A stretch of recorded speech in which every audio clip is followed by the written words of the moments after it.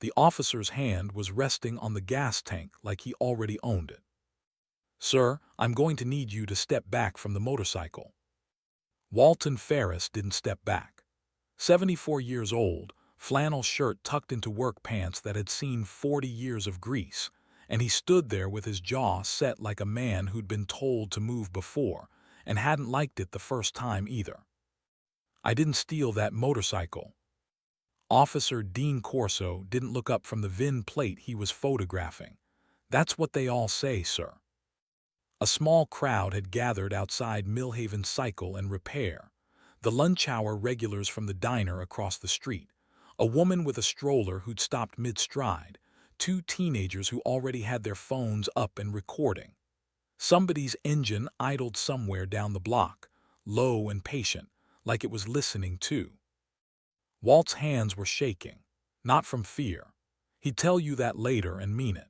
They shook because he hadn't slept right in 3 nights, because his knees ached from kneeling on a concrete floor working a wrench loose from a bolt that hadn't turned since 1987, and because, in about 4 minutes, a police officer was going to say something that would make this whole street go quiet.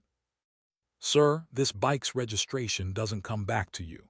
It comes back to a name that doesn't match your ID. You want to explain that, or should I just go ahead and call this in as a stolen vehicle?" Walt looked at the Harley beside him, a '78 shovelhead, primer gray tank, one mismatched mirror, a long crack in the seat that had been stitched by hand more than once. He put his palm flat on the tank the way you'd rest a hand on an old friend's shoulder. "That paperwork's older than your patrol car, son. Give me a minute and I'll explain the whole thing." Corso's mouth did something close to a smirk. "You've got about as long as it takes me to write this citation." Somebody in the crowd murmured. A woman near the diner door said, low but not low enough, "That's Walt. He fixed my dad's truck for free when we couldn't pay." Corso didn't hear her or didn't care. He was already reaching for his radio. Here's the thing nobody standing on that sidewalk understood yet, including the officer with his hand on the mic. Walt Ferris wasn't hiding from the truth. He was protecting somebody else's. And 40 miles away, a phone was about to ring in the clubhouse of a motorcycle club that didn't forget debts. Before we go further, if you're the kind of person who likes stories where the twist isn't the loudest part of the room, stick around, because this one's going to test that. Subscribe if that's your thing. This story's about to get a lot more complicated than a stolen motorcycle report. Walt Ferris had run the machine shop 2 doors down from the repair garage for 31 years before he sold the building, and kept just enough space in the back to still smell like cut steel and 2-stroke oil. He wasn't rich. He wasn't poor. He was the kind of man a town like Millhaven quietly depended on without ever writing his name on a plaque. The guy who fixed the church bus transmission at cost, who taught half the boys in town how to bleed brakes, who buried his wife Carol 6 years ago and never once complained about the silence that moved into the house after. He had one daughter, Renee, who worried about him constantly and called every Sunday. He had one regret he didn't talk about, not even to Renee. And he had exactly one motorcycle-shaped hole in his conscience that had been open for 41 years. That hole had a name, Raymond Doyle. Nobody in Millhaven had heard that name in decades. But if you said it in a certain clubhouse on the other side of the county, grown men would stop talking. There's a strange thing about assumptions. They don't need evidence to show up early. They just need confidence. Officer Corso had plenty of that. What he didn't have was any idea that the stolen motorcycle he was about to write up had been waiting 41 years for exactly this afternoon. Dean Corso was 29, 3 years on the force, and carrying more pressure than his uniform let on. His captain had told him, not gently, that his arrest numbers were soft for the quarter. His fiancée's father, also a cop, also loud about it, had a habit of asking Dean at every family dinner whether he'd made detective yet. Dean wasn't a cruel man. He believed genuinely that the job was about protecting people who couldn't protect themselves. He just had a blind spot the size of a parking lot. When a situation didn't resolve fast, he assumed the person in front of him was the reason. An old man, an expensive vintage motorcycle with mismatched paperwork, a quiet town. It added up clean in Dean's head. Too clean, maybe the kind of clean that should have made him slow down instead of speed up. "Last chance," Dean said. "Where'd you get this bike?" Walt exhaled slowly, the way he did when a customer's ignorance was costing him patience he didn't have to spare. "I've had it in my shop for 6 weeks. Before that, it was in a storage unit in Dayton for 11 years. Before that," he stopped himself. "Before that is a longer story than you want to hear standing in a parking lot." "Try me." Walt looked at him for a long moment. Something in the old man's face shifted, not fear, something closer to grief.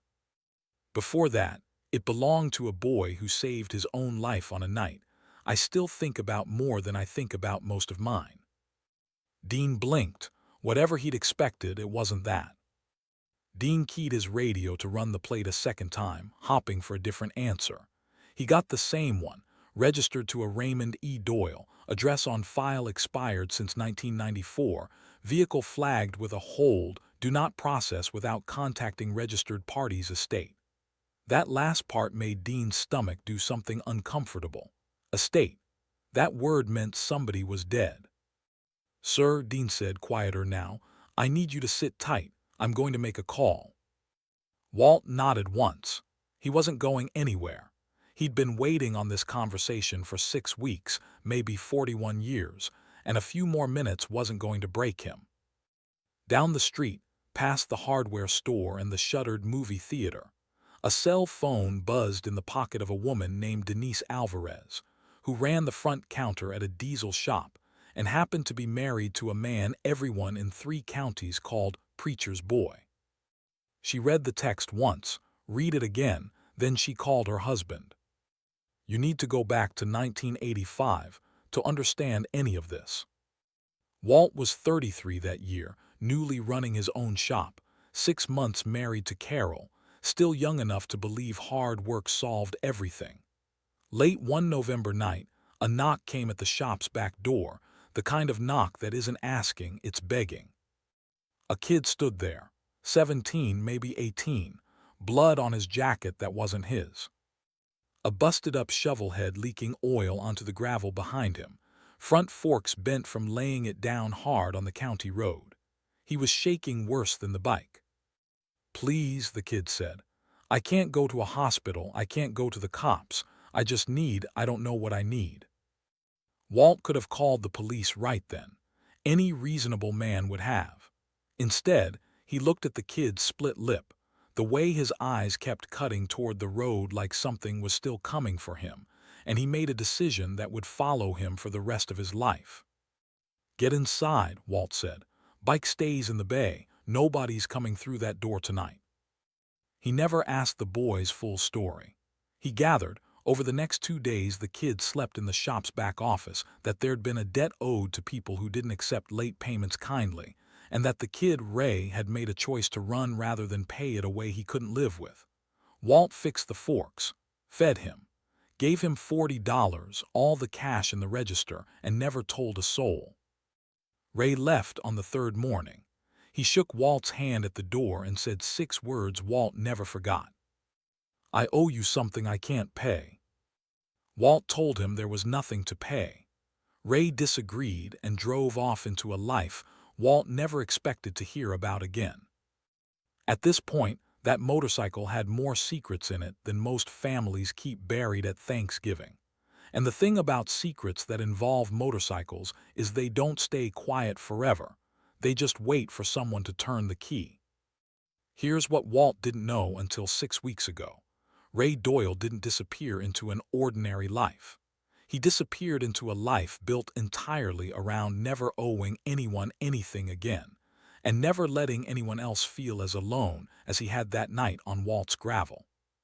He became a founding member of a motorcycle club that started as 4 guys who'd all been failed by somebody and decided they'd rather build something than keep running. They called it Iron MC. Ray earned the road name Preacher, not for any religious reason, but because he was the one who always talked the newer members down from bad decisions instead of into them.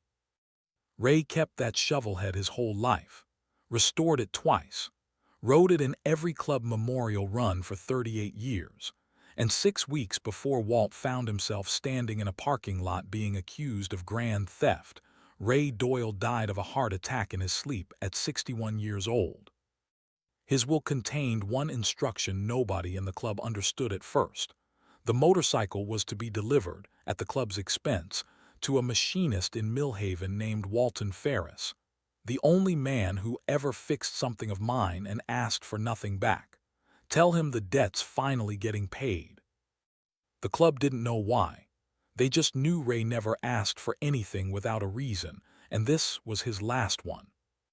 The first rider to hear about a cop hassling some old man over Preacher's bike was a woman named Denise's husband, road name Ledger, Iron MC's treasurer, the man who'd handled the estate paperwork personally because Ray trusted him to get every detail right. He was the one who'd driven the bike out to Walt's shop 6 weeks earlier, shaken Walt's hand, and said, "Preacher talked about you exactly once." Took him 20 minutes, and I've never seen a grown man cry telling a story that short. Walt hadn't told Ledger the details. He hadn't told anyone. He'd just quietly gone to work restoring the bike because that's what Ray's letter, folded inside a toolbox that came with the delivery, had asked for. "One more thing, if you're willing. Get her running true again. I always meant to bring her back myself and never did." Walt had 6 weeks left on the restoration when Officer Corso decided the paperwork looked wrong enough to make an arrest. When Ledger got Denise's text, he didn't call the police station. He called the clubhouse. There's a version of this story where 200 angry men show up outraged and looking for a fight. That is not what happened, and if you've been paying attention to who Ray Doyle was, you already know why. The club's president, a soft-spoken 68-year-old named Charlie Cutter Nash, listened to Ledger's account, then made 3 phone calls of his own, and then said one thing to the room that ended the debate before it started. "Nobody rolls up angry. We roll up sure. Bring the paperwork. Bring the letter. Bring anybody who remembers the story straight, because we're not going to Millhaven to scare a cop. We're going so an old man doesn't have to explain 41 years alone to somebody who's already decided he's guilty." Within 40 minutes, 300 phones across 4 counties had the same message: "Preacher's debt. Millhaven now. Bring proof, not fists." 500 motorcycles can make a lot of noise, but sometimes the loudest thing in a parking lot is 500 people deciding not to lose their temper. Dean Corso heard it before he understood it. At first it was a single engine, distant, easy to dismiss. Then another joined it. Then the sound stopped being individual and became a single low pressure pressing against the windows of every storefront on Main Street. The diner regulars stepped outside. The teenagers stopped filming Walt and started filming the road. Motorcycles came around the bend in a column that didn't seem to end. Pairs, then rows, engines dropping to a rolling idle as they approached, filling both lanes, filling the gas station lot, filling the space in front of the hardware store. Riders in patched leather, gray-bearded and young alike, killed their engines one after another until the street held a silence heavier than the noise that came before it. Walt stood very still. His hands, which had been shaking all morning, went quiet. Cutter Nash walked to the front of the column alone, helmet under his arm, and stopped 6 feet from Officer Corso. "Afternoon, officer. My name's Charlie Nash. I understand you've got some questions about a motorcycle." Dean's hand had moved instinctively toward his belt. He made himself stop. 300 sets of eyes were on him, and not one of them was hostile, which somehow felt more unsettling than if they had been. "We do," Dean said, working to keep his voice level. "Registration doesn't match the man standing here." "No," Cutter agreed. It matches a friend of ours who died 6 weeks ago, and it was always going to end up in this man's hands. We've got the will, we've got the estate paperwork, we've got a letter in Ray's own writing, and about 40 people here who will tell you the same story without comparing notes first. He turned slightly toward the crowd. Ledger, bring it up. The next 10 minutes were the strangest of Dean Corso's career. A folder appeared, actual estate documents, notarized, a probate court stamp from the county seat, a letter, handwritten. That ledger read aloud in a voice that cracked once and didn't apologize for it. A photograph, decades old, faded at the corners. A teenage boy standing next to a bent-forked shovel head outside a shop that still had Walt's old sign in the background. He kept that photo his whole life, Ledger said. Never told most of us why. Just said the man in the shop was the reason he lived long enough to become somebody. Dean looked at Walt, really looked, for the first time all afternoon. The old man wasn't triumphant. He looked like someone watching a door open onto a room he'd kept locked for 41 years. "Sir," Dean said, and his voice had lost every trace of the certainty it started with, "I owe you an apology I don't think is going to be enough." It's easy to talk about dignity in the abstract. It's harder to sit with what it actually costs a man to be doubted in public over something he's carried quietly and correctly for 4 decades. Walt wasn't hurt that he'd been questioned. He was hurt that his word, on its own, hadn't been worth anything to the person asking. That's worth sitting with for a second before we get to the ending. Here's the part even the club didn't fully know. Walt finally spoke, quiet enough that the street leaned in to hear him. "There's one thing in Ray's letter I haven't told anyone. He didn't just ask me to fix the bike." Walt reached into his jacket and pulled out a folded page, soft at the creases from being read too many times. "He asked me to teach somebody to ride it. Said there was a granddaughter he barely knew, his son's girl, name of Mara, who never got the chance to know him the way she should have, and he didn't want the bike sitting in a garage being a monument. He wanted it used. He wanted her to have somewhere to put whatever she was feeling about a grandfather she barely met." Cutter Nash went very still. Ray had a granddaughter. Most of us didn't know that either. "She's 19, Walt said. "She's coming by the shop Thursday. I was going to teach her myself. Didn't figure I'd need 300 witnesses for it." The crowd, for the first time all afternoon, laughed soft, surprised, grateful for somewhere to put the emotion that had built up over the last hour. They didn't leave it at an apology. Cutter Nash made a call that afternoon, and within a week the club had turned Walt's back shop bay into a proper restoration space. Tools donated, parts sourced from 3 states, all of it framed as finishing what Preacher started rather than charity, which mattered to Walt more than anyone outside that circle would understand. Officer Corso, on his own initiative, showed up on a Saturday in street clothes and asked if he could help sand a fender, an offer Walt accepted without ceremony, which was its own kind of forgiveness. Mara Doyle learned to ride that shovelhead in the same gravel lot her grandfather had once left bleeding and grateful. The club didn't make it a spectacle. They just showed up, the way they'd promised themselves they would, and stood quietly at the edge of the lot while an old machinist taught a stranger's granddaughter how to find the friction point on a clutch her grandfather had rebuilt with his own hands. Weeks later, after the crowd had long since gone home, and the story had already started turning into local legend in a version far less accurate than the truth, Walt stood alone in his shop at closing time. The shovelhead sat gleaming under the shop light, finished at last, the crack in the seat repaired but not erased, because some things are worth remembering exactly as they were. He ran his hand along the tank the way he had that first night in 1985, the way he had in the parking lot with a police officer's hand on his shoulder. "Took you long enough to come home," he said to no one, or maybe to someone who'd been gone 6 weeks, or maybe to someone who'd been gone 41 years and finally wasn't. He turned off the light and let the bike sit in the dark, exactly where it belonged. If a story about a debt taking 41 years to come due is the kind of thing that sticks with you, let me know in the comments what you think Walt was really protecting when he refused to explain himself. And if you want more stories where the loudest people in the room turn out to be the gentlest, subscribe. There's more coming.